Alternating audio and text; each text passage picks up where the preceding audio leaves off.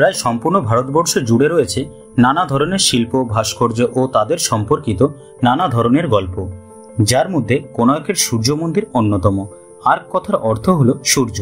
এটি উত্তর পূর্ব ভারতবর্ষের উড়িষ্যা রাজ্যের পুরী জেলার কোণার্ক নামক স্থানে অবস্থিত। পুরীর জগন্নাথ মন্দিরের পাশাপাশি কোণার্কের সূর্য মন্দিরও উড়িষ্যার একটি অতি জনপ্রিয় ভ্রমণস্থল।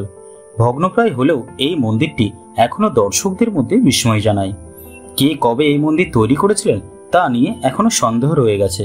তবে রহস্যময় এই মন্দির সম্পর্কে আজকে আমরা জানবো। আর বন্ধুরা, ভিডিওটি ভালো লাগলে অবশ্যই লাইক, কমেন্ট, শেয়ার করতে ভুলো না। আর চ্যানেলটিতে নতুন হলে পাশে থাকার জন্য সাবস্ক্রাইব করে দিও। পুরাণ মতে শ্রীকৃষ্ণের পুত্র শাম্ব এই মন্দির তৈরি করেছিলেন। আবার ইতিহাস অনুসারে 1255 খ্রিস্টাব্দে পূর্ববঙ্গ রাজবংশের রাজা নরসিংহদেব এই মন্দির স্থাপন করেন। সম্পূর্ণ মন্দিরটি একটি রথের আকৃতিতে বানানো। সময়ের সাথে সাথে মন্দিরটির মুখ্য ভাগ ধ্বংসপ্রাপ্ত রয়েছে। ঐতিহ্যবাহী এই মন্দিরটি ভারতবর্ষের 7টি আশ্চর্যের মধ্যেও রয়েছে। হিন্দু ধর্ম অনুসারে সূর্য দেবতার পূজা অর্চনার লক্ষ্যেই এই মন্দির স্থাপন করা হয়েছিল। রথের আকৃতিতে বানানো এই মন্দিরটি দেখতে 12টি চাকা এবং 7টি ঘোড়া বিশিষ্ট। মানা হয় সূর্য দেবতার রথও 12 চাকা এবং 7 ঘোড়া বিশিষ্ট। শুধু তাই নয়, এই চাকাগুলির প্রত্যেকটির মধ্যে 8টি করে দণ্ড আছে, যা দিনের 8টি প্রহরের প্রতীক ছিল।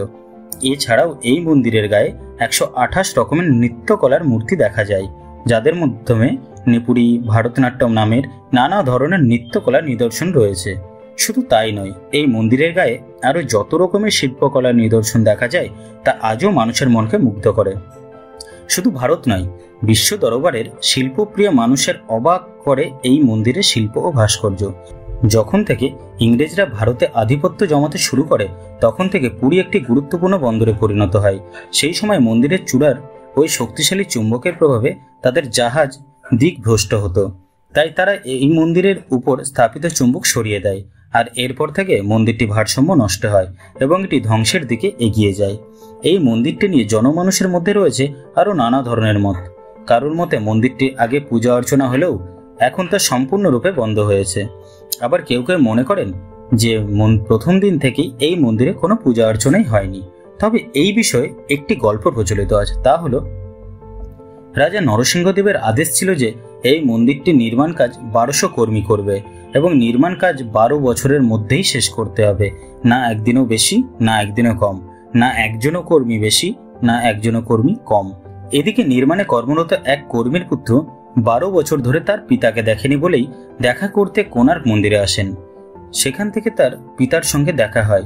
সেই সময় মন্দিরে মঙ্গল ঘট বসাতে সক্ষম হচ্ছিল না, তাই তাদের সাহায্য করতে কর্মীপুত্র ধর্মদাস সেই কাজ সম্পন্ন করে।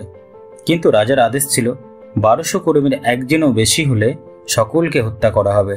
তাদের বাঁচাতে তাই ধর্মদাস মন্দিরের চূড়া থেকে ঝাঁপ দিয়ে আত্মহত্যা করে। এই কারণে মন্দিরটি অপবিত্র হয়। তাই প্রথম দিন থেকেই এতে পূজার কাজ বন্ধ হয়। আজ মন্দিরটির অধিকাংশই ধ্বংসপ্রাপ্ত হয়েছে এবং এই ধ্বংসাবশেষ কোণার্ক জাদুঘরে সুসজ্জিত করে রাখাও হয়েছে। যাই হোক, সবশেষে বলা যায় মন্দিরটিতে পূজা অর্চনা না হলেও কোণার্কের এই মন্দিরের শিল্প ও ভাস্কর্যের অন্যতম নিদর্শন হয়ে রয়েছে।